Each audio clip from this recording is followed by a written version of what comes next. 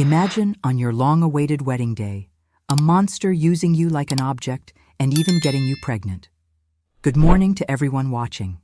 My name is Mary Ann Williams, but everyone here in Oak Ridge, Montana knows me as Grandma Annie from the bakery. If you've ever stopped by the farmer's market on Thursday mornings in town, you've probably seen me there. A 78-year-old lady with gray hair always covered by a colorful bandana, selling pies that folks say are the best in this part of the Midwest. Today, after keeping this story inside me for so long, I've decided to share what happened to me. There are certain things we keep buried for so many years that they start to rot inside us. And this story is almost suffocating me from being locked away for so long. I was born in 1945, in a simple wooden house in rural Montana. My father, Arthur, was a man respected by everyone in the area. Owner of a small general store, always wearing a straw hat with a hand-rolled cigarette at the corner of his mouth. He was the type of man who commanded respect, just with a look, you know. But inside our home, well, that was a different story entirely. I grew up in a family where my father's word was law. My mother, poor thing, lived with her head down, always agreeing, always obeying. We were 6 siblings, 4 boys and 2 girls, with me being the youngest. The boys could do everything. Go to school, play outside, have freedom.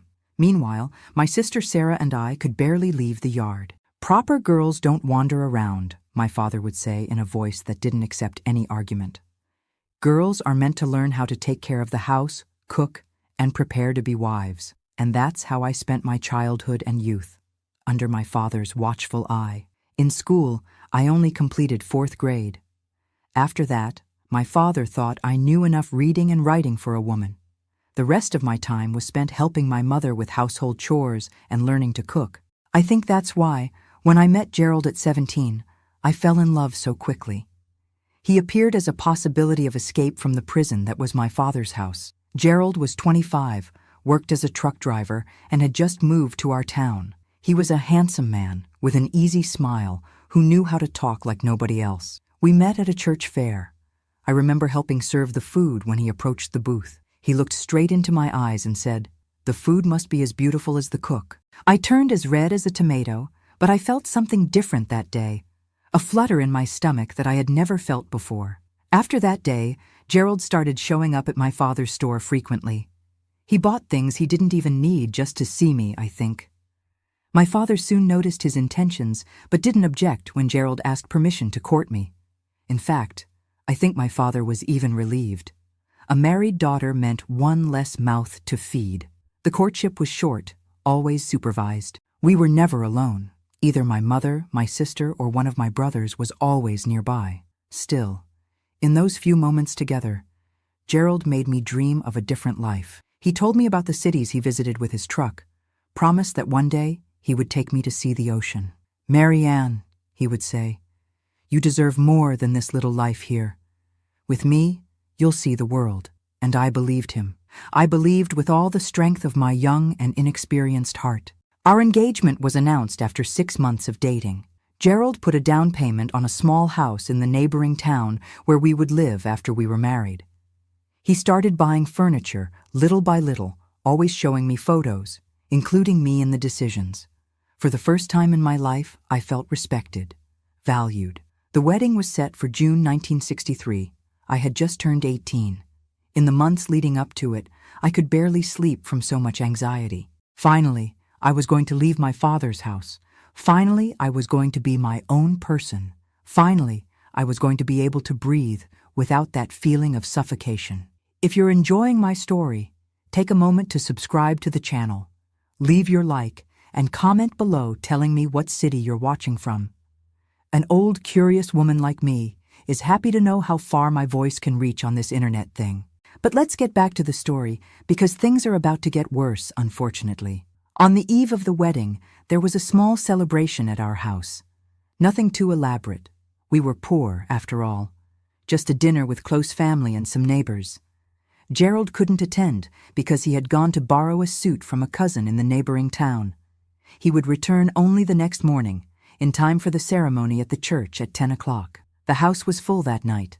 My aunts were helping with the final preparations, sewing details on my simple dress, but the prettiest our circumstances would allow. My mother had been cooking non-stop since early morning, and the smell of good food filled every room. My brothers came and went, bringing borrowed chairs, fixing up the yard where lunch would be served after the ceremony. Amid all that commotion, my father was strangely quiet, sitting in the rocking chair on the porch, smoking his hand-rolled cigarette and observing everything with a look I couldn't decipher. Every now and then, our eyes would meet, and I'd feel a strange chill. There was something different about him, something that made me uneasy without knowing why. When everyone left and the house finally quieted down, I went to the small room I shared with my sister. Sarah had married 2 years before and had come especially for my wedding, so she would be sleeping with me on that last night. But she was still in the kitchen, helping my mother put away the last things. I was arranging my bundle with the few clothes I would take to my new life when the bedroom door opened. It was my father. He closed the door behind him and stood looking at me for what seemed like an eternity. "Tomorrow you're leaving," he finally said, his voice different than usual. "You're going to be another man's wife." "Yes, father," I answered softly, finding this conversation strange. My father had never been one for many words, much less for displays of affection or concern. He came closer, sat on the edge of the bed where I was folding my clothes. He put his hand on my shoulder in a way that made me freeze. "Do you know what happens between a man and a woman on their wedding night?" he asked, his eyes fixed on mine in a way that made me want to look away. But I couldn't.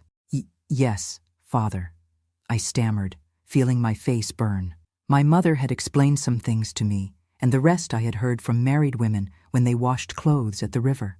"No, you don't know," he said, his voice now a hoarse whisper. "But I'm going to teach you." What happened in the minutes that followed is something I've tried to erase from my memory for decades. The heavy hand covering my mouth so I wouldn't scream, the heavy body on top of mine, the pain, physical and of the soul, of being violated by the man who should have protected me, the silent tears that streamed down my face as I begged God for it to end soon. When it finally ended, he got up, adjusted his clothes as if nothing had happened, and said before leaving the room, "Now you know. You won't make a fool of yourself tomorrow." I lay there, paralyzed, until I heard my sister arriving. I quickly covered myself, pretended to be asleep. I couldn't tell anyone. Who would believe me? My father was respected, a good man in the eyes of the community. And even if they believed, what would happen to my wedding? Would Gerald still want a used woman? I spent the night wide awake, eyes open in the dark, body aching, soul in pieces. In the morning, I got up automatically.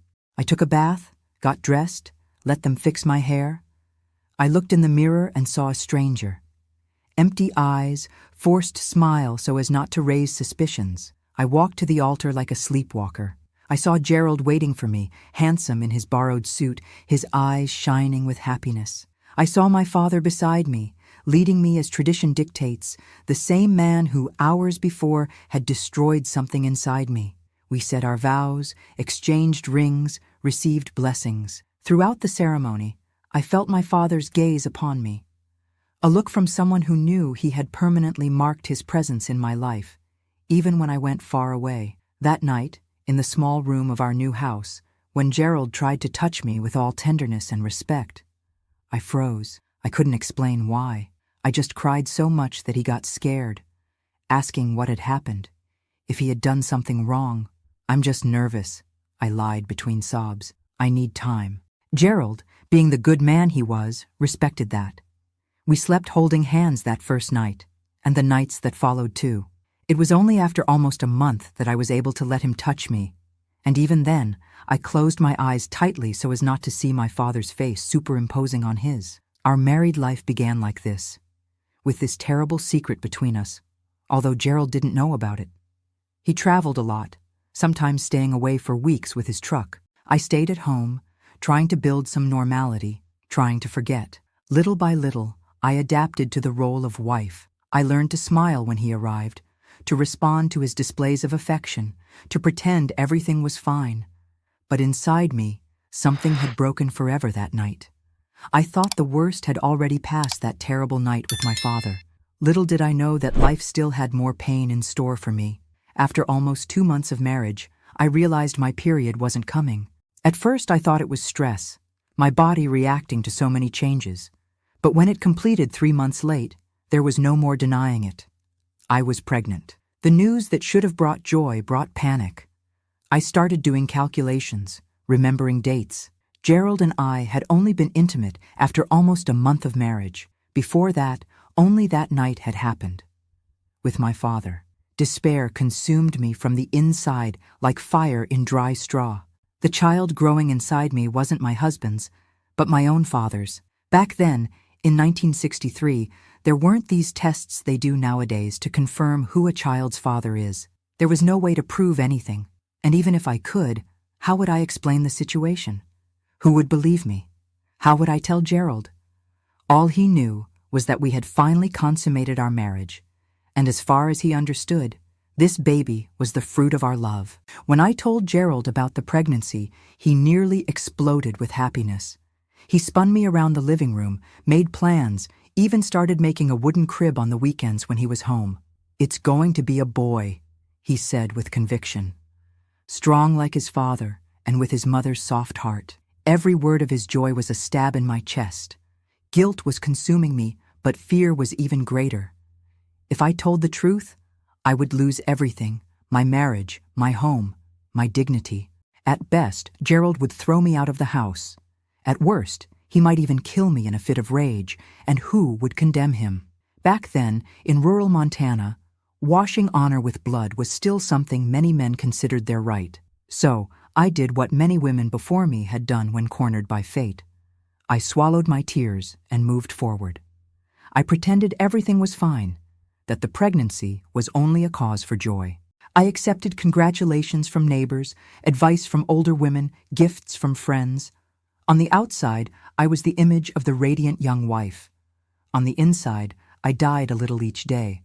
My belly grew, and with it, my anguish. On nights when Gerald was away on trips, I would cry myself to sleep, hugging my own belly, asking forgiveness from that innocent child for all the confusion they would be born into.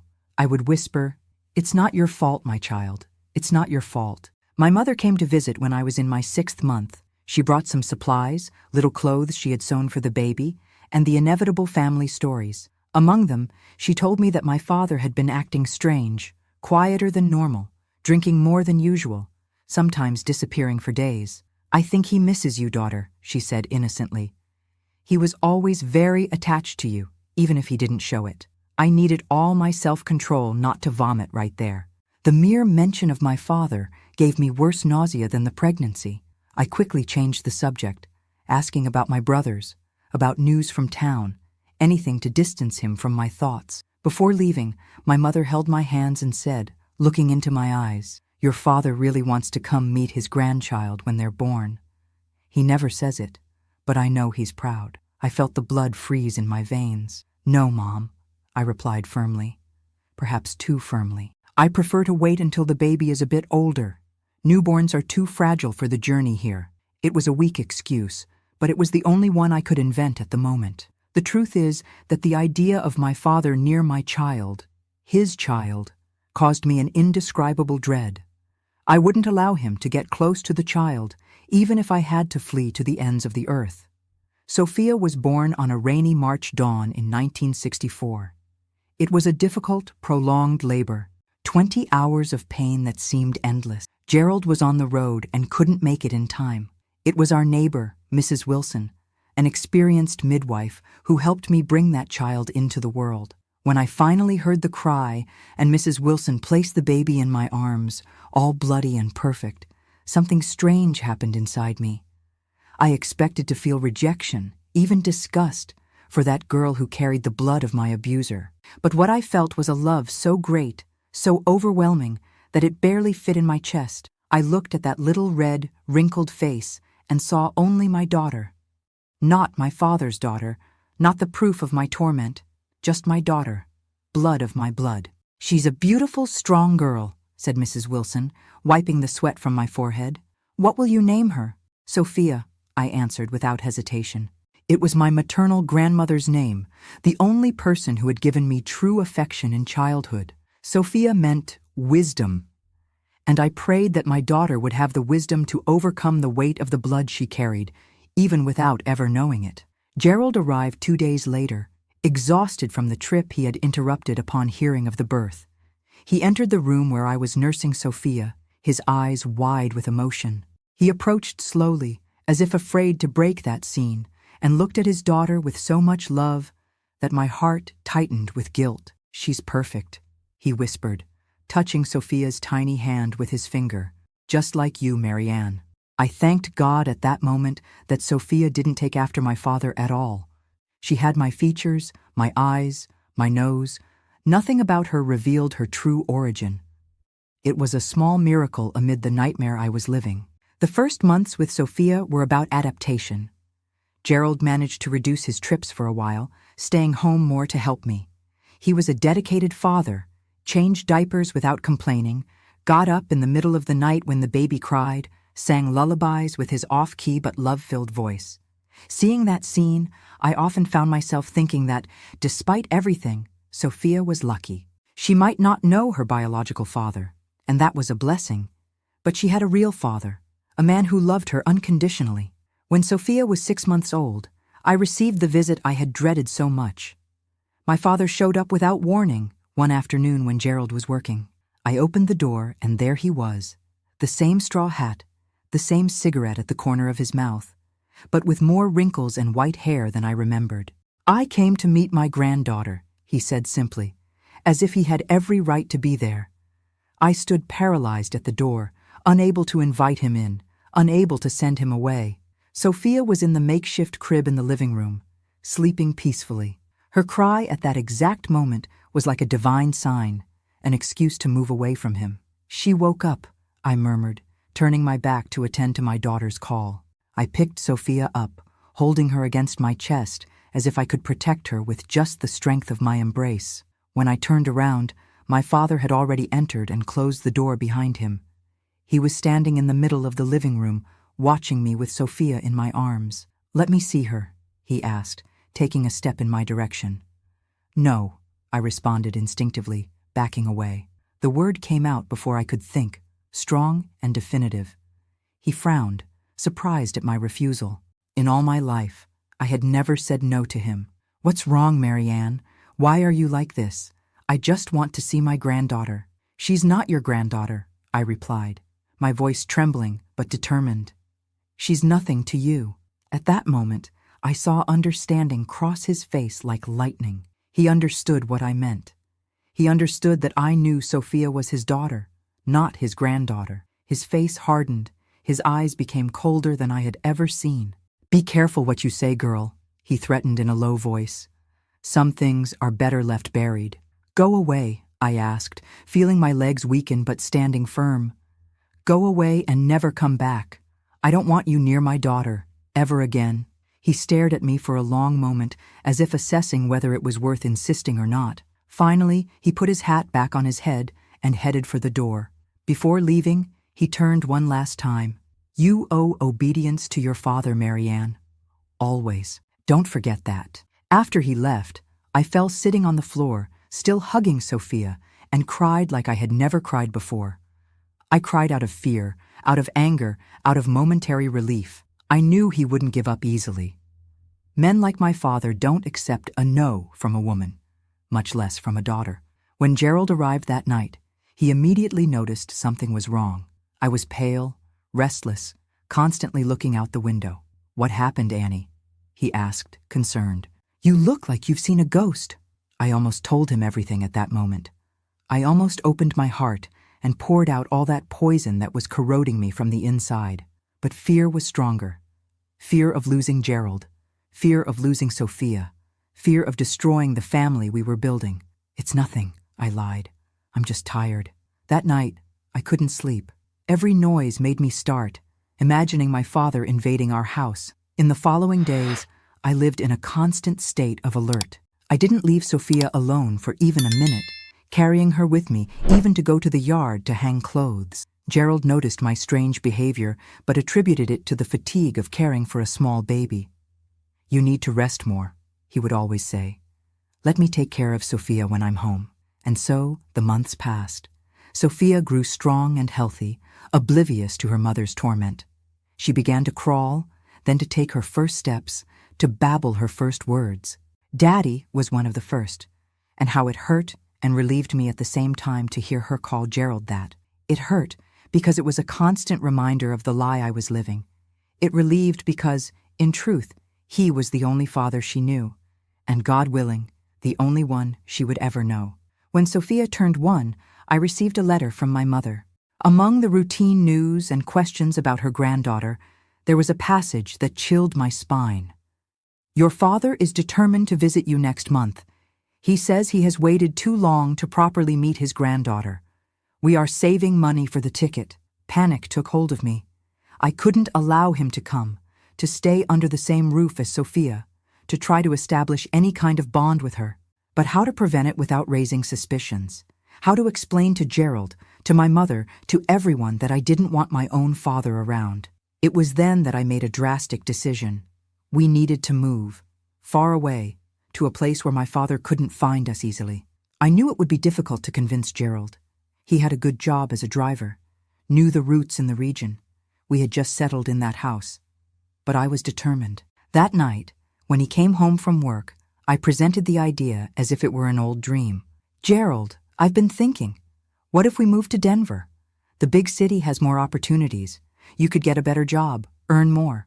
Sophia could attend better schools when she grows up. He looked at me surprised. Denver? It's so far away. And we don't know anyone there. Exactly why, I insisted. It would be a fresh start. You always talked about showing me the world, remember? Denver would be just the beginning. I argued for days, used every tactic I knew. I talked about opportunities, better salaries, Sophia's future. I didn't mention my father. I didn't mention fear. I didn't give any indication of the real reason behind that sudden desire to move. Finally, after much insistence, Gerald agreed. All right, he said, giving in. Let's try. If it doesn't work out, we can always come back. I wrote to my mother the next day, informing her of the sudden move. I said Gerald had received an irrefusable job offer in Denver, and we needed to move immediately. I asked her to let my father know that, unfortunately, the visit would have to be postponed indefinitely. We sold the little we had, gathered our savings, and in less than a month, we were on a bus headed to Denver. Sophia, just over a year old, slept in my lap, oblivious to the desperate escape we were undertaking. Gerald, beside me, seemed excited about the new adventure. I alternated between the relief of escaping and the fear that somehow my father would discover our whereabouts. The first months in Denver were difficult. The big, noisy, chaotic city was a brutal contrast to the peaceful life in the countryside that we knew. We rented a small room in a boarding house on the east side, where we shared the bathroom and kitchen with 5 other families. Gerald got a job as a helper in a mechanic shop. He earned less than as a driver, but at least he was close to home.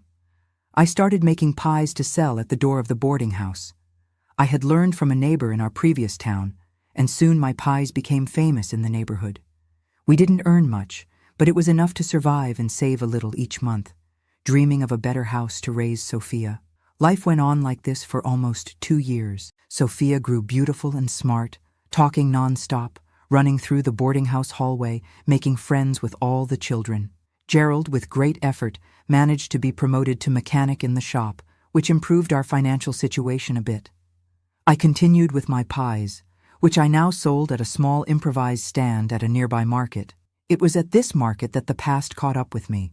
I was concentrated on baking a batch of pies when I heard a voice that made me freeze. I can't believe I found you, my daughter.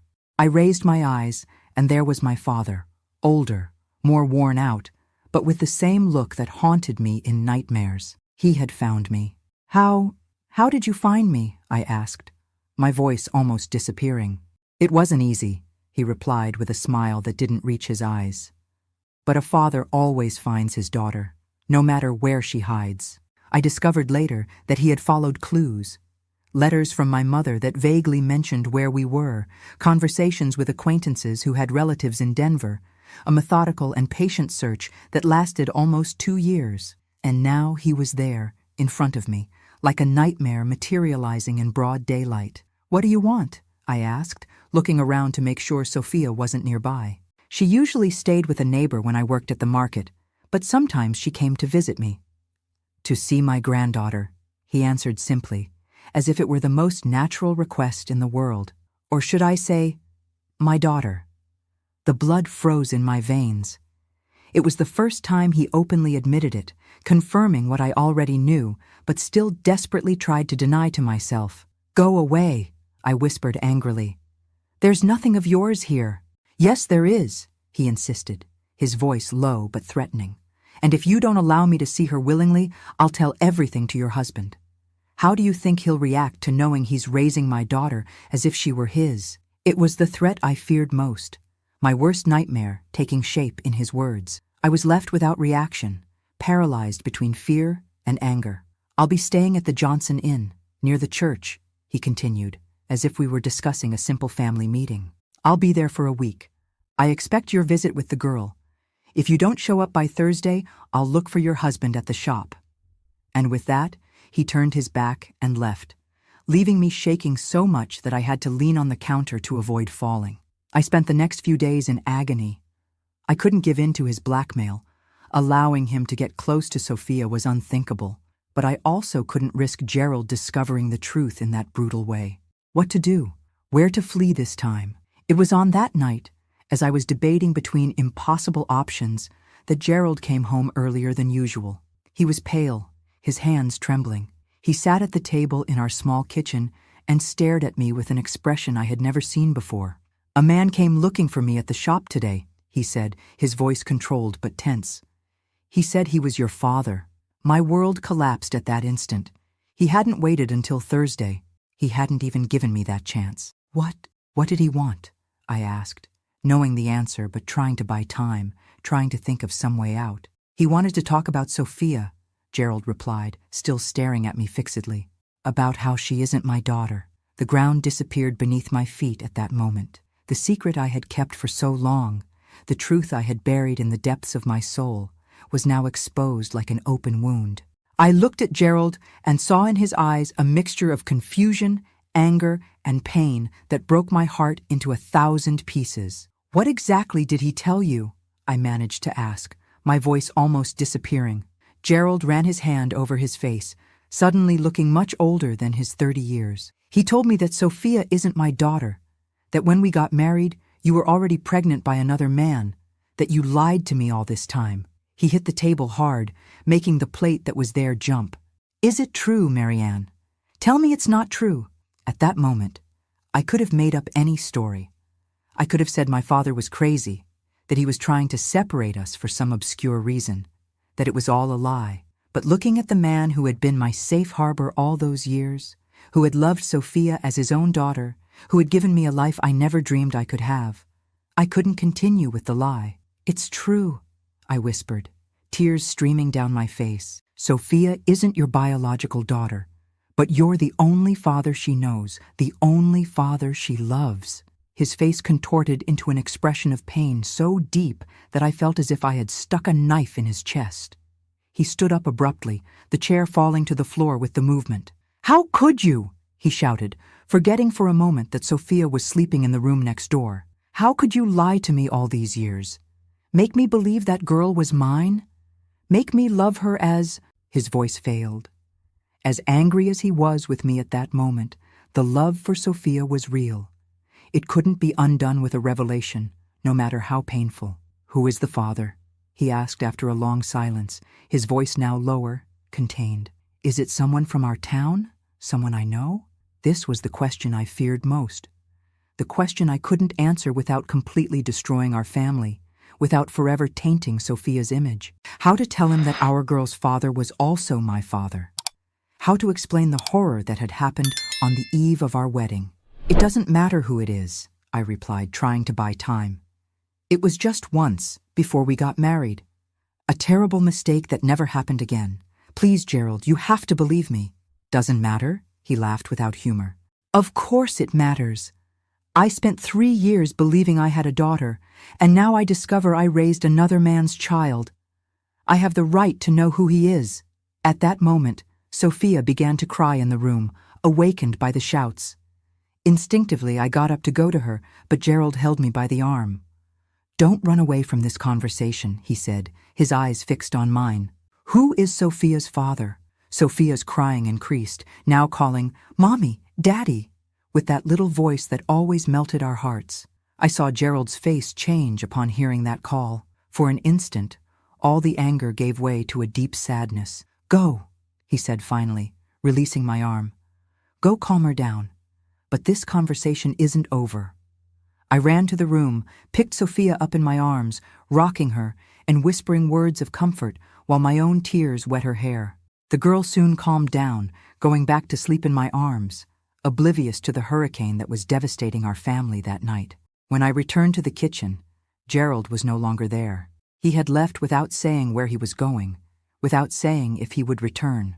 I spent the night awake, cradling Sophia, looking out the window at every sound of footsteps in the street, praying for him to come back, for him to give me a chance to explain, even without knowing how to explain something inexplicable.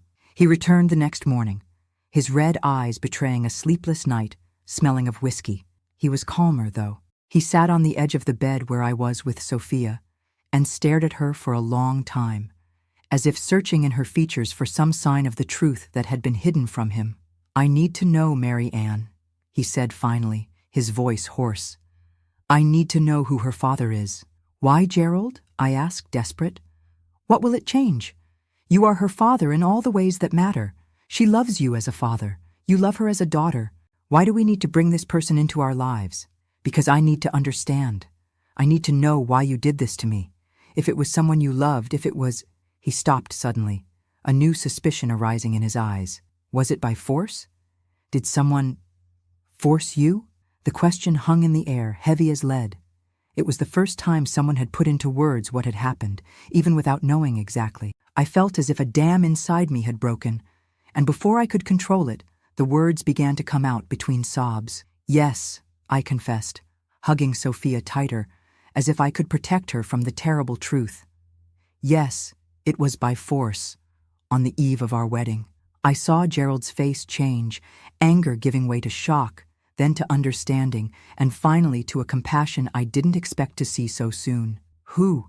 he asked, his voice now a tense whisper. "Who did this to you, Annie?" I lowered my eyes, unable to face him as I said those words. "My father," I whispered, so low that he had to lean in to hear. It was my father. The silence that followed was the longest and heaviest of my life. When I finally gathered the courage to look at Gerald, I saw on his face an expression I will never forget. A mixture of horror, disgust, and such great fury that it frightened me. "Your father?" he repeated, as if he couldn't believe what he had heard. "Your own father did this to you? And then he came here to see Sophia?" I nodded, unable to speak anymore. The whole story I had kept buried for 3 years came out little by little. The night before the wedding, the fear that prevented me from telling the truth, the discovery of the pregnancy, my father's visit, the escape to Denver, and now, finally, him finding us. Gerald listened to everything in silence, his fists clenched so tightly that his knuckles were white. When I finished, he stood up and walked to the window, looking at the busy street outside. "Where is he?" he asked after a long silence. "At the Johnson Inn, near the church," I replied, feeling a chill as I remembered my father's words. "But Gerald, don't do anything. Please, he can hurt you. He can hurt us even more." Gerald turned to me, and for the first time since I'd known him, I saw tears in his eyes. "Why didn't you tell me before, Annie? Why did you carry this burden alone? I would have understood. I would have helped you. We would have faced this together." "I was afraid," I confessed, tears coming back with force. "Afraid you wouldn't believe me. Afraid that even if you believed, you wouldn't want to marry me anymore, wouldn't think I was clean enough. Afraid of losing the only chance at happiness I had in life." He approached, sat beside me on the bed, and, to my surprise, hugged me. A strong, protective hug that said more than any words could say. "I love you, Mary Ann," he said, his voice breaking. "I've loved you since the first day I saw you at that church fair. Nothing your father did changes that. And Sophia?" He looked at the girl sleeping peacefully between us, Sophia is my daughter. No matter how she came into the world, she is my daughter here." And he pointed to his heart. At that moment, for the first time in 3 years, I felt I could truly breathe. The weight of the secret had been lifted, and even amid the storm we still faced, there was a light of hope. "What are we going to do now?" I asked, uncertain. "First, I'm going to make sure your father never gets near you two again," Gerald replied, a steely determination in his voice. "Then, we're going to start over. Maybe in another place, where no one knows us, where Sophia can grow up without this shadow." "But what are you going to do with my father? He's dangerous, Gerald. I don't want you to get hurt because of us." "I won't get hurt," he assured, "and I won't do anything stupid. But he needs to understand that he will never get close to my family again." Gerald left shortly after. He said he was going to talk to my father, make things clear. I stayed at home, trembling with fear, imagining 1,000 terrible scenarios. What if my father hurt Gerald? What if he called the police, made up some story? What if Gerald lost control and did something that would send him to jail? The hours dragged on like days. Sophia woke up, played, ate, happily oblivious to the drama unfolding. Looking at her, so innocent, so full of life, I wondered how something so pure could have emerged from such a terrible act. It was a daily reminder that, even in the darkest situations, life finds a way to flourish. Gerald returned at the end of the afternoon. He seemed exhausted but strangely at peace. There were no signs of a fight, nor of drinking. He sat beside me on the bed and held my hands. "It's done," he said simply. "He won't bother you anymore." "What did you do?" I asked, fearful of the answer. "I talked to him. I made it clear that I know everything, that Sophia is my daughter in the eyes of the law and God, and that if he tries to approach you again, I'll go to the police and tell everything. I know it might be difficult to prove after so long, but the scandal would be enough to destroy his reputation in that small town. That's what men like him fear most, losing the mask of respectability. And he accepted it just like that, so easily?" Gerald gave a sad smile. "It wasn't easy. He denied everything at first, then tried to threaten me, then tried to bribe me. But when he saw that none of it worked, that I wasn't afraid of him, he finally gave in. He said he'll leave tomorrow morning and never look for us again." I wanted to believe, desperately wanted to believe it would be that simple, but I knew my father too well to think he would give up so easily. "I don't trust him, Gerald. He might be saying this just to buy time, to plan something." "I don't trust him either," he admitted. "That's why I think we should move again, farther this time. I was thinking about California. I have a cousin there who can help us find work, a place to stay." "California?" I repeated, frightened by the idea of such a big city, so distant from everything I knew. "Are you sure? It's far enough that he won't find us easily, and big enough for us to get lost in the crowd. We can start over there, Annie. A new life, without these shadows from the past." The idea was frightening, but also liberating. Leaving everything behind, not just the old furniture and cracked pans, but mainly the ghosts that haunted us. Having a real chance to be happy, to raise Sophia without fear, to live the love we felt for each other without that dark cloud hanging over us. "Let's go," I finally agreed. "Let's go to California." The next weeks were of frantic preparations. We sold the little we had, gathered every penny. Gerald quit his job at the shop. I wrote one last letter to my mother, saying only that we were moving again, without mentioning where, asking her not to try to find us. It was painful to cut these last ties, but necessary for our safety. We left on a sunny August morning in 1967. Sophia, now 3.5 years old, was excited about the idea of riding a bus for many days, as we explained to her. Too young to understand the true reasons for the move, she experienced everything as a great adventure. The journey was long and tiring. 3 days on the road, sleeping in cheap inns along the way, eating whatever was available at roadside stops. Sophia, always adaptable, turned each stop into a new game. Gerald, despite the fatigue, maintained that determined look of someone fighting for his family's future. I alternated between the hope of a new life and the fear that somehow the past would catch up with us again. Each time the bus stopped, I looked out the window, afraid of seeing my father among the passengers boarding. Each time someone stared at me for too long, I felt a chill down my spine, wondering if it was someone sent by him to follow us. We arrived in Los Angeles on a muggy afternoon. The city was a shock to our eyes accustomed to smaller towns. The huge buildings, the crowded beaches, the constant movement of people, cars, buses. Gerald's cousin, Oscar, was waiting for us at the bus station. He had secured a small room for us in a boarding house in East Los Angeles, and a helper position for Gerald in the garage where he worked. "It's not much," said Oscar, as he took us to our new home. "But it's a start."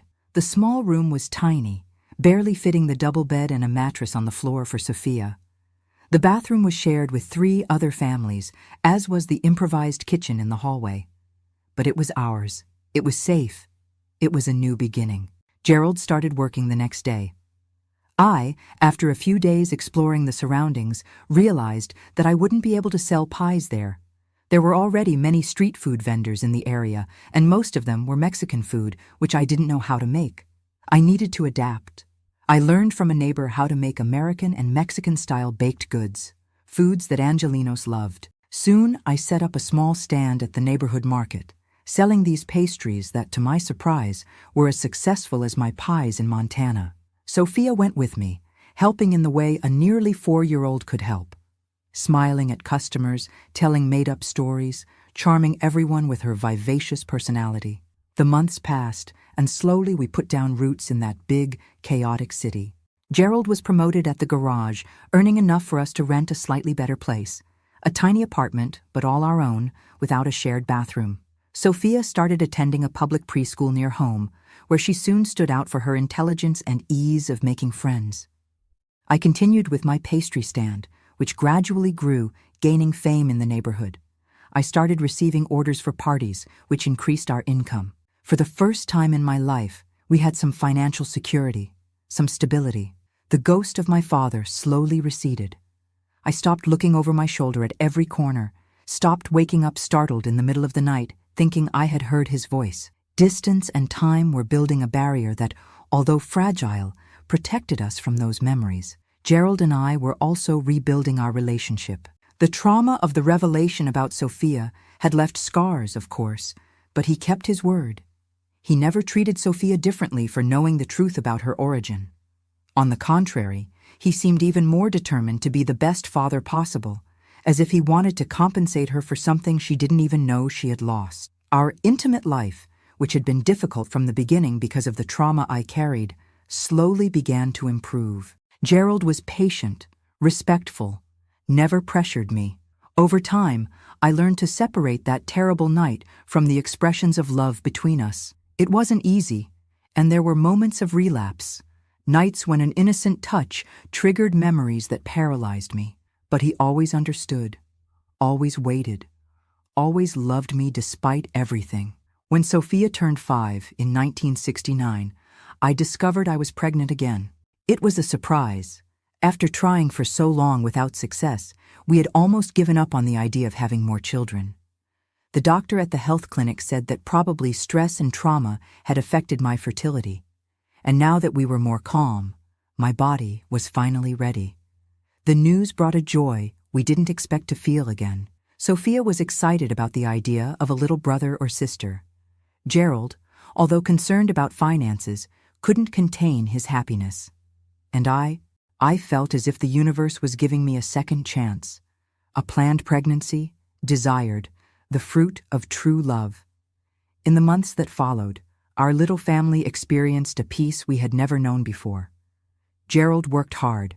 I maintained my stand even with my growing belly. Sophia did well in school and talked non-stop about the baby that was coming. It was as if we had finally left behind that dark shadow that had been haunting us. Until, in the 7th month of pregnancy, we received a letter that changed everything again. The letter was from my mother. The first in almost 2 years since we had moved to Los Angeles. I don't know how she got our address. I suspected that Oscar, Gerald's cousin, might have given some clue, even without knowing the whole story. With trembling hands, I opened the envelope. My mother's shaky handwriting, who barely knew how to write, brought news I never expected to receive. My daughter Marianne, I hope this letter finds you well. I have been looking for you for a long time. Your father passed away 2 months ago. He had a stroke while working in the field. He didn't suffer. It was quick. Before he died, he told me everything. About what he did to you on the eve of your wedding. About Sophia. I don't know if you will ever forgive me for not protecting you. I don't know if I will ever forgive myself. I only know that I need to see you, meet my granddaughter, ask for forgiveness in person. If you can find in your heart a place for your mother, please write to me. I'm living with your brother Joseph now. With love and regret, your mother, Margaret. I read the letter several times, tears blurring my vision. My father was dead. The monster of my nightmares no longer existed, and my mother now knew the truth. A truth that she would have to carry for the rest of her life, just as I did. When Gerald came home from work, I showed him the letter. He read it in silence, then hugged me for a long time. "What do you want to do?" he finally asked. It was a difficult question. Part of me wanted to ignore the letter, move on as if that chapter of my life was definitely closed. But another part, the part that was still a daughter, that still remembered the few moments of affection my mother managed to show amid my father's oppression, wanted to respond, wanted to give her the chance to meet Sophia, to meet the new baby that was coming. "I don't know," I replied honestly. "I need to think." That night was sleepless. Lying beside Gerald, I felt the baby moving in my belly, as if also restless with the news. Sophia slept peacefully in the little room next door, oblivious to the turmoil of emotions her mother was facing. I thought about my mother, that silent and submissive woman who never had a voice in her own home. Had she suspected something? Had she noticed any change in my father's behavior or in mine after that night? Or had the deathbed revelation been a complete shock, a final betrayal from a man who had already betrayed her in so many ways? I thought about Sophia, who had never known a grandmother. My mother-in-law had died even before we met, and now my mother was there, wanting to be part of her life. Did I have the right to deny this to Sophia? To deny her the chance to have another piece of family, especially now that the real danger, my father, no longer existed? And finally, I thought about the baby I was carrying. This son or daughter would be born into a world where his maternal grandfather no longer existed, where the terrible secret that surrounded his sister's birth no longer had the same power to destroy our family. Wouldn't it be better if he were also born into a world where there was reconciliation, forgiveness, healing? After days of reflection, with Gerald's support, I made my decision. I wrote back to my mother, inviting her to visit us after the baby was born. I didn't promise forgiveness. I didn't even know if I was capable of that yet, but I offered an opening, a chance to rebuild some kind of relationship. Joseph Michael was born on a December dawn in 1969, strong and healthy like his father. Sophia, now almost 6 years old, was enchanted with her little brother, immediately assuming the role of protective older sister. Gerald, who was already a wonderful father to Sophia, melted completely with the son who carried his blood, although never, not for an instant, did he make any distinction between the two children. My mother arrived 2 weeks later.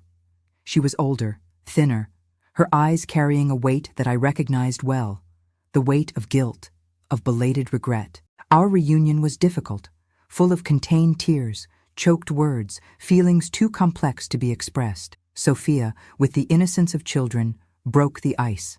She approached the grandmother she had never known and simply asked, "Do you know how to tell stories? Daddy tells stories every night, but he always forgets the best parts." My mother smiled, the first genuine smile I had seen on her face in years. "I know many stories, my girl. Stories from the countryside, about animals, ghost stories." "Ghost stories!" Sophia exclaimed, excited. "Tell one now!"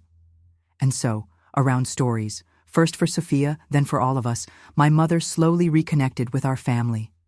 It wasn't easy, nor quick. There were wounds too deep, silences too long between us. But day by day, visit after visit, she ended up moving to Los Angeles to a small room not far from ours. We rebuilt something resembling a mother-daughter relationship. We never talked directly about what my father had done.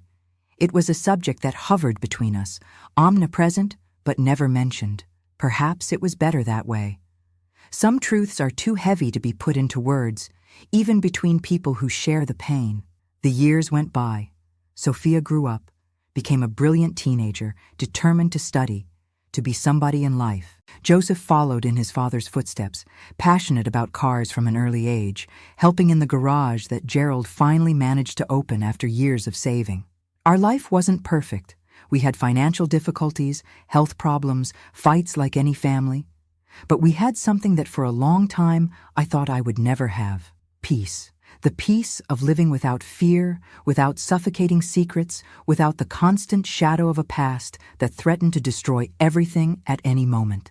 Sophia never knew the truth about her origin. It was a conscious decision that Gerald and I made together. What good would it do her to know? What purpose would it serve other than to carry a burden that wasn't even hers? Gerald was her father in all the ways that mattered: in love, in dedication, in constant presence. The biological truth was just a dark detail that didn't need to enter her life. My mother, who initially thought Sophia had the right to know, eventually agreed with our decision. "She's a happy girl," she said once, watching Sophia play with Joseph in the small yard of the ground-floor apartment we had moved to. "Your father has done enough harm to this family. He doesn't need to continue doing it after death." And so we continued, building a life that, if not extraordinary in the eyes of the world, was precious to us. A life built on the ruins of a terrible past, but which flourished despite everything, or perhaps, in some strange way, because of everything we had been through. The years passed like water in a river, sometimes calm, sometimes turbulent, but always moving forward. Sophia grew up and became a beautiful, studious, and determined young woman. With great sacrifice on our part, she managed to enter nursing school in 1987. She was the first person in the family to step into a university, and the pride we felt couldn't fit in our chests. Joseph, our youngest, really followed in his father's footsteps and became a skilled mechanic. At 18, he was already Gerald's right-hand man in the garage, which had now grown and employed 3 more people. Our life had found a balance that I never thought would be possible after everything I went through. We had our own small but comfortable house in a simple neighborhood in East Los Angeles. My pastry stand had evolved into a small bakery specializing in Montana-style pies, Annie's Montana Pies, which was successful in the neighborhood. My mother, now elderly but still lucid, had been living with us since a heart problem prevented her from living alone. It was a good life. A life that made me thank God every day for giving me the strength to survive that horror and rebuild something beautiful from the ashes. The secret about Sophia's origin remained buried, known only to me, Gerald, and my mother. It was a weight we carried so that Sophia could live free from it. Or so we thought. It was on a September night in 1991 that our carefully constructed world began to crumble. Sophia, then 25, had finished college and worked as a nurse in a public hospital. She was engaged to Lucas, a doctor she met during her internship. He was a good man, from a simple family like ours, who treated her with respect and affection. The wedding was set for December of that year. We were all in the living room after Sunday dinner, a tradition we religiously maintained. Gerald and Joseph were discussing football. My mother was dozing in the armchair. I was fixing some details on the wedding dress we were making to save money. Sophia was quiet, fidgeting with her engagement ring, a distant look that didn't match her usually vivacious personality. "Everything okay, my daughter?" I asked, noticing her restlessness. She looked up at me, and what I saw in her eyes frightened me. A mixture of fear, confusion, and determination that immediately reminded me of myself, decades ago, when I faced my own demons. "I need to talk to you," she said, her voice firmer than her look suggested. "With all of you." Something in the way she spoke made the entire room go silent. Even my mother woke from her nap, sitting up more straight in the armchair. Gerald turned off the television. Joseph stopped flipping through the car magazine. All eyes turned to Sophia, who now seemed to be gathering courage to say something difficult. "I'm pregnant," she finally announced. There was a moment of perplexed silence, followed by exclamations of joy. A baby. News that would normally be celebrated with hugs and congratulations. But something in Sophia's face said there was more. Much more. "That's wonderful, daughter," I exclaimed, trying to hide my apprehension. "You and Lucas just started the family a little early, but that's not a problem. The wedding is already around the corner, and— That's not it, Mom, she interrupted, her voice trembling. The problem isn't being pregnant before the wedding. The problem is— She took a deep breath, like someone gathering courage for a dive into deep waters. The problem is that the baby isn't Lucas's. The room fell into a sepulchral silence. Gerald straightened in his chair, his face suddenly serious. Joseph seemed uncomfortable, as if he was witnessing something he shouldn't. My mother put her hand to her chest, a gesture that had become common since her heart problems. What do you mean it's not Lucas's? I asked, trying to stay calm. Sophia, what's going on? She started crying, tears silently streaming down the face that looked so much like mine. I don't know how to tell this. It's so horrible, so impossible. At that moment, I felt a chill run down my spine. There was something too familiar in that scene, in those words, in that contained despair. Without realizing it, I brought my hand to my mouth, fearing what would come next. It was my father, she said finally, the words coming out as if torn from her throat. The father of my baby is my own father. The room spun around me. I looked at Gerald, who had turned deathly pale. He stood up with a start, his fists clenched. What? That's impossible. Sophia, what are you saying? I never, ever— Not you, Dad. Sophia interrupted him, her voice now strangely calm amid the chaos. My biological father. Time seemed to freeze. I felt as if the ground had disappeared beneath my feet, as if I was falling into an endless abyss. How did she know? Who had told her? And more importantly, how could her biological father, dead for more than 20 years, be the father of the baby she was expecting? What are you talking about, sis? Joseph asked, completely confused. Our father is Gerald. Always has been. Sophia shook her head, wiping tears with the back of her hand. Not for me. I discovered a few months ago that Gerald is not my biological father. I looked at my mother, who seemed about to faint. Was it her? Had she told Sophia? After all these years keeping the secret? How— I began, but my voice failed. I swallowed hard and tried again. How did you discover this, daughter? I found some old letters, Sophia replied. Letters from Grandma to you, Mom. I was looking for that cornbread recipe in your room, and I found a box under the bed.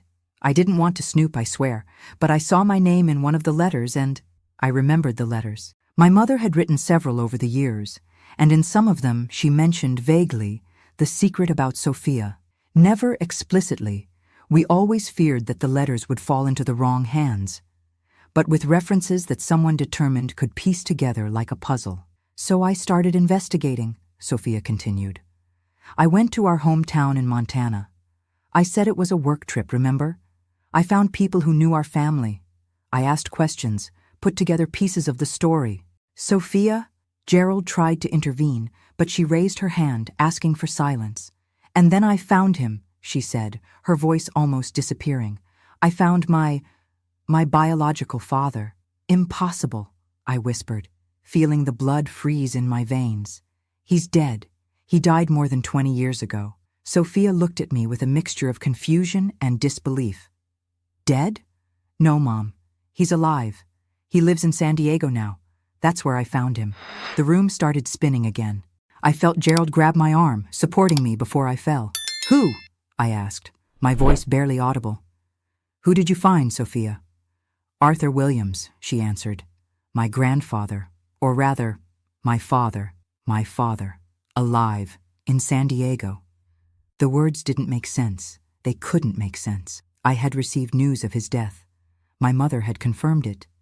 It was impossible that— I looked at my mother, who was now crying silently in the armchair, her face buried in her hands. And I knew, at that instant, that I had been deceived. That my father's death had been a merciful lie, told by my mother to give me peace, to protect us. Mom? I called, my voice trembling with contained emotion. Is it true? Is he alive? She raised her face, red eyes, trembling hands. Forgive me, my daughter, she whispered. I thought it would be better this way. He had disappeared. No one knew where he was. When I came to Los Angeles, I thought you would be safer if you believed he was dead. The betrayal hit me like a punch to the stomach. So many years living with this lie, believing that the monster of my nightmares could no longer reach me. when in fact he was out there, alive, and had now found Sophia. What did he do to you? I asked Sophia, fearing the answer but needing to know. Did he hurt you? Sophia lowered her eyes, unable to face me. It wasn't like that at first, she said softly. He introduced himself as a distant relative who had known me when I was a baby. He was kind, told family stories, bought me presents. He said he had information about my biological father, but that he needed time to tell me everything. My stomach turned. I knew that tactic well. The calculated kindness, the subtle manipulation, the building of trust for later. We met several times, Sophia continued. He always had a new story, a new detail, but never told me who my father was. Until one day, after a few drinks, she stopped, unable to continue. She didn't need to. I knew exactly what had happened.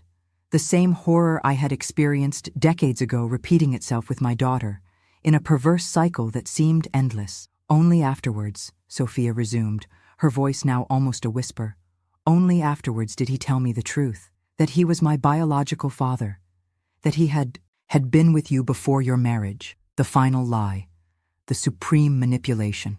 He hadn't just abused her, he had distorted the truth to seem less monstrous, to make Sophia believe it had been an affair, not a rape, and now she was carrying his child, just as I had carried her. Gerald, who had remained silent, absorbing everything with growing horror, finally spoke. His voice was different, deeper, harder than I had ever heard. "Where is he now?" he asked, his fists still clenched so tightly that his knuckles were white. "At a hotel in Beverly Hills," Sophia replied. He followed me to Los Angeles. He said he wants to be part of the baby's life." "No," said Gerald, the word coming out like a growl. "It's not going to happen. Never." Sophia started crying again, her body shaking with sobs. "I don't know what to do. Lucas doesn't know any of this. How am I going to tell him? How can I explain that the baby I'm expecting is from my own? She couldn't finish the sentence. Joseph, who had remained in shock until that moment, approached his sister and hugged her awkwardly, not fully understanding what was happening, but feeling her pain. "Sophia," I called, forcing myself to stay calm despite the turmoil of emotions inside me. "My daughter, look at me." She raised her eyes, red from crying. "There's something you need to know," I continued, feeling that it was time, finally, to tell the whole truth. "Something about your birth, about your biological father." And then, for the first time, I told the complete story. The rape on the eve of my wedding, the discovery of the pregnancy, the decision to raise Sophia as Gerald's daughter, my father's pursuit, the escape to Denver and then to Los Angeles, the lie about his death. I told everything, sparing no details, as tears streamed down my face and everyone's in the room. When I finished, the silence that followed was dense, almost palpable. Sophia looked at me with an expression I couldn't decipher. Horror, understanding, perhaps even some relief for finally understanding her own story. "So I am," she began, her voice failing. "You are my daughter," I interrupted firmly, "and Gerald's daughter, who raised you with all the love in the world. Your origin doesn't define who you are, Sophia. It never has." "And the baby?" she asked, placing her hand on her still flat belly. "What do I do with this baby?" The question hung in the air, heavy as lead. It was an impossible decision, a terrible crossroads in my daughter's life, and, ironically, one that I never had to face. When I discovered I was expecting Sophia, abortion wasn't an option I even considered, both because of my beliefs and the complete lack of access to something like that in rural Montana of the 1960s. But we were in 1991, in Los Angeles. Sophia had other possibilities, other paths. "That's a decision only you can make," I finally replied. "But whatever your choice, we'll be by your side. All of us." I looked at Gerald, who nodded gravely. Even amid the anger he felt toward my father, even amid the shock of the situation, his love for Sophia spoke louder. He would be her safe harbor, just as he had been mine. "First," said Gerald, his voice now more controlled, "we need to deal with him, with Arthur. He's dangerous," I warned. "You don't know what he's capable of." "I know," Sophia replied softly. "Now I know." The pain in her voice broke my heart. My daughter, whom I had tried to protect all her life, had been reached by the same evil that had struck me. History had repeated itself despite all our efforts to rewrite the past. "I won't let him get near you again," said Gerald, the iron determination in his voice. "Not you, not the baby, if you decide to have it." "But how?" I asked, fear consuming me. "He always finds a way. Always." "This time it's different," Gerald replied. "We're not that young, frightened couple anymore, fleeing in the middle of the night. We have an established life. We have resources. We have people who can help us." He stood up, picked up the phone, and started dialing a number. "I'm going to call Richard," he said, referring to a lawyer friend who occasionally helped us with issues at the garage. "We're going to get a restraining order against him, and then we're going to the police." "Police?" I repeated, frightened. "But what proof do we have? It was so long ago." "We have Sophia's testimony," Gerald responded firmly. "And if he did this to you, to her, he probably did it to other women too. The police can investigate, find other victims." The idea of publicly exposing our secret, of reliving all that horror in police stations and courts, terrified me. But looking at Sophia, at the despair in her eyes, I knew we had no choice. The cycle needed to be broken, once and for all. The night extended into discussions, tears, planning. Joseph, still trying to process everything he had heard, offered to sleep on the living room couch to stand guard, a naive but touching gesture of protection. My mother, devastated by the revelation that her lie hadn't protected us as she had hoped, ended up taking a sedative and going to bed early. Sophia decided to stay with us that night, unable to return to her own apartment, where she had lived alone since she started working. "And Lucas?" she asked at one point. "How am I going to tell him?" It was the most difficult question of all. How to explain something like this to the man she loved, who planned to marry her in a few months? How to ask him to accept a baby conceived in those circumstances? "With the truth," I finally replied. "If he truly loves you, he'll understand. He'll support you, as Gerald supported me." "And if he doesn't support me?" she asked, the fear evident in her voice. "Then he's not the man we thought he was," Gerald replied simply. "And you deserve someone better." The next morning, exhausted but determined, we put our plan into action. Richard, the lawyer, came early to our house. He listened to the entire story with a professionalism I appreciated, without judgments, without excessive horror, just noting important details and asking pertinent questions. "We can easily get a restraining order," he said, after hearing everything. "With Sophia's and your testimonies, there's sufficient basis. As for the criminal case, it will be more complicated given the time passed, but not impossible, especially if, as we suspect, there are other victims." The plan was simple. Sophia would arrange a meeting with my father at the hotel where he was staying. She wouldn't go alone, of course. Gerald and 2 police officers who were friends of Richard would be nearby, ready to intervene. At the right moment, we would confront my father with the truth and the police presence, delivering the restraining order and informing him about the process we were filing. "It's risky," Richard warned. "Men like him can react violently when cornered." "That's why the police will be there," Gerald replied. "We're not going to give him a chance to escape this time." Sophia was nervous, but determined. "I want to look him in the eyes," she said. "I want him to know that I discovered the truth, that I'm no longer an innocent victim he can manipulate." I reluctantly agreed to the plan. Part of me just wanted to flee again, take my family, and disappear to somewhere my father would never find us. But another part, the part that had carried this burden for almost 3 decades, yearned for a confrontation, for justice, for a definitive end to that nightmare. Before we left, Sophia asked to speak with me alone. We went to the backyard, where the small jasmine bush I had planted years before perfumed the morning air.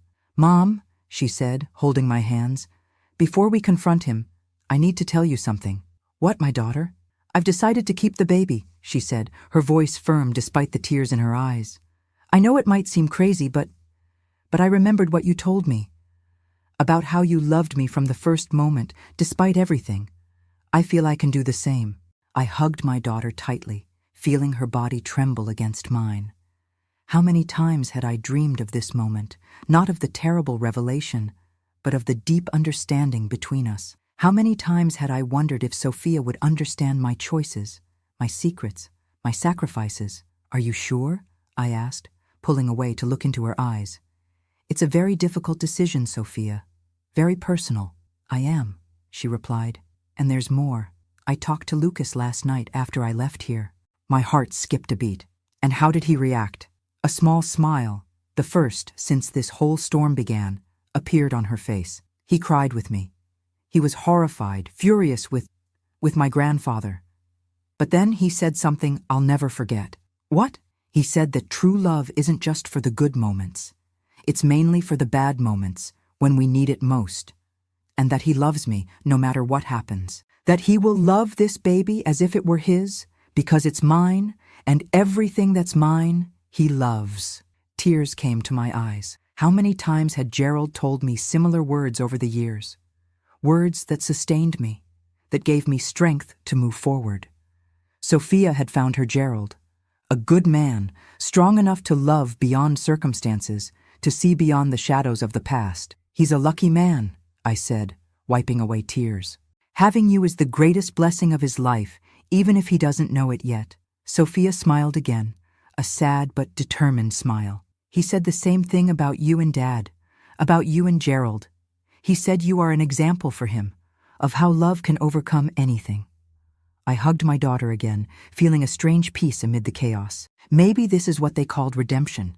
Not the erasure of the past, but its transformation into something that, despite the pain, also brought growth, understanding, even a peculiar form of beauty. Are we ready? Gerald called from the back door, interrupting our moment. Sophia wiped away her tears, straightened her shoulders, and nodded. We are, she answered, her voice stronger than it had been in days. Let's end this once and for all. And so, we set off for the confrontation that would define not only our future, but would also finally free our past. The path would be difficult, the battle would be hard, but for the first time in decades, I felt that victory was possible. That the monster of my nightmares, and now of my daughter's nightmares, would finally be defeated. The hotel in Beverly Hills where my father was staying was one of those decadent places that had seen better days. Peeling paint on the walls, stained carpet in the lobby, an air of neglect that perfectly matched the man we had come to confront. We arrived in 2 cars, Gerald, Sophia, and I in one, Richard and the 2 plainclothes police officers in the other. Are you sure you want to do this?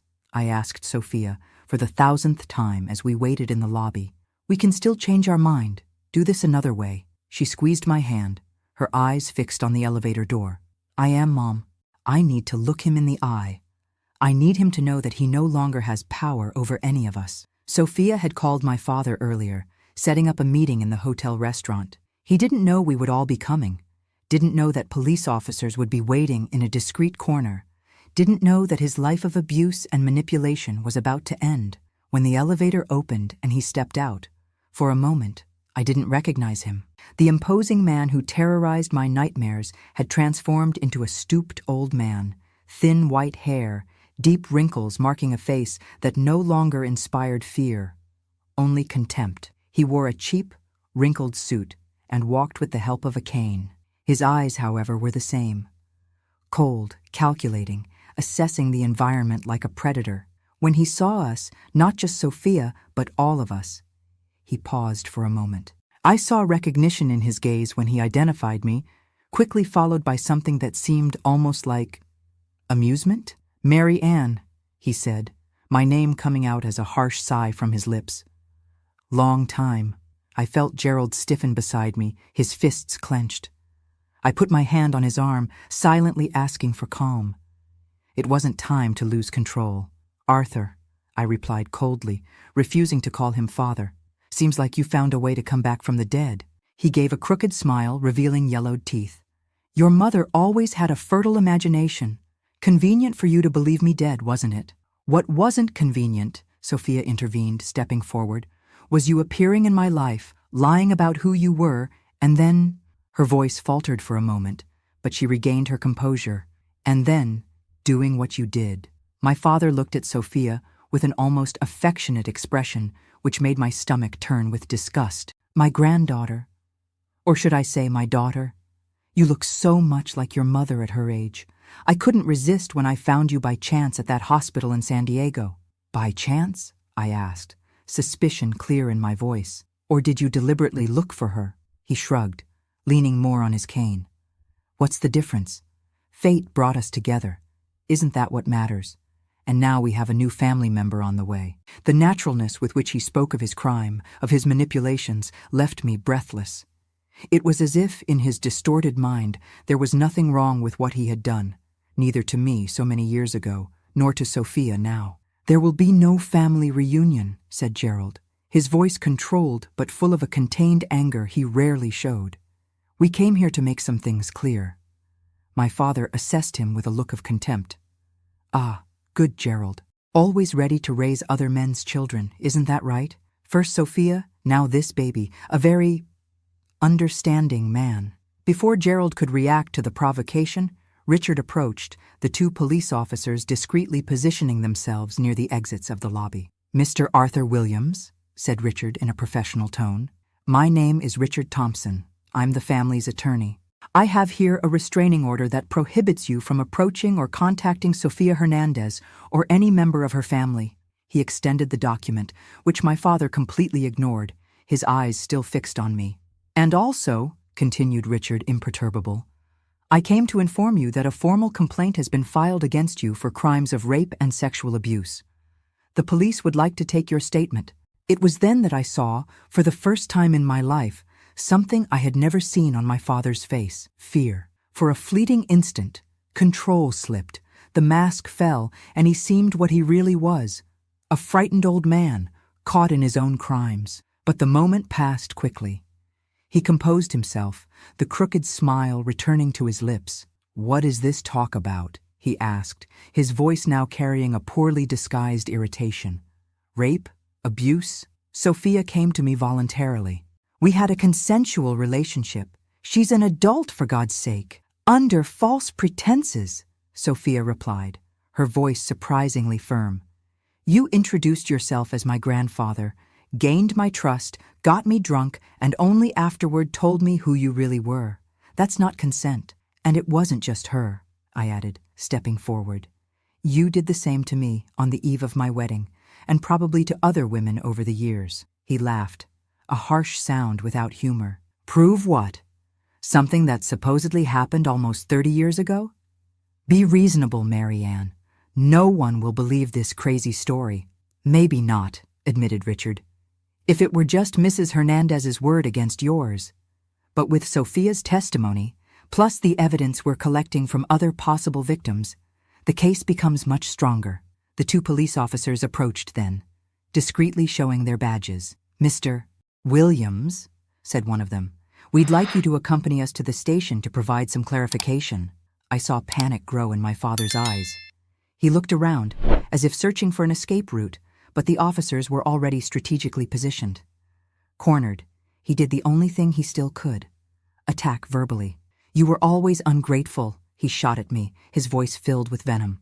"I gave you and your mother a roof, food on the table, and this is how you thank me? Persecuting me with lies, destroying my reputation?" I didn't respond. There was nothing more to say to that man who had destroyed so many lives, including mine and my daughter's. Instead, I stepped forward and did something I never imagined I would have the courage to do. I looked directly into his eyes and smiled. A calm smile, without anger, without fear, the smile of someone who has finally been freed. "It's over, Arthur," I said simply. "Your time is up." He was taken away by the police officers without physical resistance. He was too old for that, but cursing and threatening the whole time. He promised to sue all of us, swore he had powerful friends, guaranteed he would be out of the police station in a few hours. But there was a desperation in his threats that revealed their truth. He knew that this time he wouldn't escape. When the police car drove away, I felt an enormous weight being lifted from my shoulders, a weight I had carried for almost 30 years, since that terrible night that changed my life forever. I looked at Sophia, who was crying silently beside Gerald, and knew she felt the same. "Is it really over?" she asked, her voice small, like that of the girl she once was.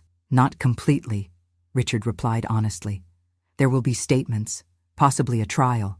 It will be a long and sometimes painful process. But the worst is over. He can't hurt you anymore. We returned home in silence, each absorbed in our own thoughts. Joseph and my mother waited anxiously, and when we told them what had happened, there was a mixture of relief and apprehension. The road ahead would still be difficult, but at least now we could see it clearly. That night, Sophia finally called Lucas and asked him to come to our house. It was time to face the next challenge, telling the man she loved the whole truth about her pregnancy, about the origin of the baby she was expecting. Lucas arrived an hour later. He was a tall young man with glasses, with a calm manner that always reminded me a bit of Gerald when he was young. Even without knowing all the details, he already knew that something serious had happened. Sophia had briefly told him on the phone that she had discovered Gerald wasn't her biological father, and that she needed to tell him the complete story. The room fell silent as Sophia and I, alternately, told the whole story. From the rape I suffered decades ago to the recent events with my father. Lucas listened to everything without interrupting, his face getting paler, his hands occasionally closing into fists when the most painful details were revealed. When we finished, the silence extended for several minutes. Lucas looked at Sophia as if seeing her for the first time, not with contempt or disgust as she feared, but with a mixture of horror at what she had gone through and a deep admiration for her courage. He began, his voice failing. He cleared his throat and tried again. "I'm so sorry you all went through this. I can't even imagine." Sophia took his hands, her eyes pleading. "I understand if you want to cancel the wedding. I understand if you don't want to raise this baby, knowing where it comes from. I just ask that." Lucas interrupted her, placing a finger gently on her lips. "Don't say that. Never say that. I love you, Sophia. I love everything about you. Your strength, your kindness, your heart. What happened wasn't your fault, and it certainly isn't this baby's fault." He turned to me and Gerald, his eyes now determined behind his glasses. "You showed me what true love means. Standing by those we love no matter what happens. I want to do the same for Sophia and for this baby. I want to be the father this child deserves, just as Gerald was for Sophia." Gerald, who rarely showed emotion in public, couldn't hold back his tears. He stood up and hugged Lucas tightly, an embrace that said more than any words could say. The months that followed were intense. My father was formally charged not only for crimes against Sophia, but also against 2 other women who had the courage to come forward after the case gained some local publicity. Because of his age and a convenient diagnosis of heart problems, he won the right to respond to the process in freedom, but with an electronic ankle monitor and prohibited from leaving the city or approaching any of the victims. Sophia and Lucas's wedding was postponed until after the baby was born.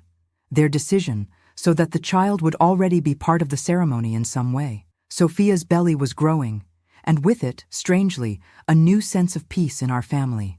It was as if, by bringing to light the dark secrets that had haunted us for so many years, we had finally made room for genuine happiness to flourish. Lucas was amazing throughout the entire pregnancy. He accompanied Sophia to all appointments, read books about parenthood, even started preparing the baby's room long before necessary. When they discovered it would be a girl, it was he who suggested the name, Clara.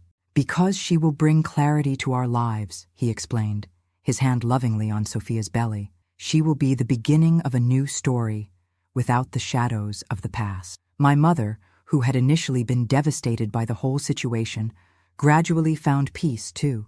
We never talked directly about the lie she maintained for so many years, about my father being dead. But I knew she had done what she believed was best to protect us. Forgiveness came naturally. It didn't need to be formally asked for or granted. Clara was born on a sunny May morning in 1992. A difficult birth, as Sophia's had been, but in the end, when they placed that small bundle in my daughter's arms, I saw on her face the same thing I had felt when I held her for the first time, a love so great, so pure, that it completely transcended the dark circumstances of conception. Lucas, beside her in the hospital bed, looked at mother and daughter with so much love that it was almost palpable. Gerald, holding my hand as we observed the scene, whispered, "It's like a cycle closing, isn't it? Sophia found her Gerald, just as you found yours." I nodded, unable to speak through the tears. That was exactly it. A cycle closing, a wound finally healing, a new generation beginning without the crushing weight of the secrets we had carried for so long. My father's trial began 3 months after Clara's birth. It was a difficult, painful process, with moments when both Sophia and I almost gave up. Reliving those traumas, being questioned by defense attorneys who tried to make us appear liars or confused, facing the cold gaze of the man who had destroyed so many lives. It was almost unbearable, but we supported each other. Our entire family united like never before. Gerald, Joseph, Lucas, my mother, even the other victims who had come forward. We were a united front against the evil that man represented. And we won. In January 1993, my father was sentenced to 15 years in prison. Given his advanced age, 75 at the time, it was practically a life sentence. He wouldn't leave jail alive. When the judge announced the sentence, I didn't feel the euphoria I expected. There were no shouts of joy, no exultant hugs, just a collective deep sigh, as if our entire family could finally release the breath we had been holding for decades. "Is this the end?" asked Sophia, holding Clara in her arms as we left the courthouse. "It's a new beginning," I replied, gently touching my granddaughter's little face. For all of us, Sophia and Lucas's wedding took place 2 months later, with Clara, now almost a year old, being carried down the church aisle as a small flower girl in Joseph's arms. It was a simple but emotional ceremony, full of tears of joy and promises of a better future. During the reception, I observed my family gathered. Gerald, now with gray hair, but the same kind look as always. Joseph, a grown man, with his girlfriend by his side. Sophia and Lucas, radiant in their newly official happiness. Clara, smiling and clapping in my mother's lap, oblivious to the fact that her mere existence represented the triumph of love over hate, of light over darkness. At that moment, I knew it had been worth it. All the horrors, all the escapes, all the painful secrets, everything had brought us here, to this moment of genuine peace and joy. It wasn't a fairy tale happy ending. We would forever carry the scars of what we lived through. But it was an honest ending, true, one with sweat and tears and a fierce determination not to let evil have the last word. The years went by. Sophia and Lucas had 2 more children, Anthony and Rebecca, who grew up having Clara as the older sister they adored and respected. We never hid the truth about Clara's origin, but we told it in an age-appropriate way, always emphasizing the love that surrounded her, the family that chose to love her regardless of how she had come into the world. Gerald retired from the garage, which Joseph took over and expanded. I closed the bakery when I turned 70, but I still make my pies for the family on weekends, a tradition that to this day keeps alive a little bit of that Montana girl I once was. My mother passed away peacefully at 92, surrounded by great-grandchildren who adored her and a daughter and granddaughter who had completely forgiven her. My father died in prison in 1998, alone and forgotten. When I received the news, I felt neither joy nor sadness, just a strange relief, like someone who can finally close a book whose dark story no longer has the power to frighten. Today, at 78, sitting here at this little pie stand that my grandchildren insisted on setting up so I could tell my stories, I look back and see a path full of thorns, but also of flowers that bloomed against all odds. I see a frightened girl who became a strong woman, a hopeless young woman who found true love, a desperate mother who managed to protect her daughter, even when the past threatened to repeat its worst page. Clara is 33 now, a pediatrician, married and with a small child. She grew up knowing the whole truth about her birth, but it never defined her, never limited her. On the contrary, it gave her a special compassion for the vulnerable, a sensitivity to others' suffering that makes her an exceptional doctor. The evil my father tried to spread ended up generating, against his will, more goodness in the world. And isn't that how we win, in the end? Not just by surviving, but by transforming our pain into something beautiful, something that helps others, something that leaves the world a little better than we found it? If you've made it this far in my story, I want to thank you from the bottom of my heart. It's not easy to hear accounts like this, just as it's not easy to tell them. But I believe that sharing our wounds, our struggles, and our victories is a way to extend a hand to someone who might be going through something similar, to say, "You are not alone. There is a path ahead. There is light after darkness." If this story touched your heart, please subscribe to the channel, leave your like, and comment below letting me know what city you're watching from.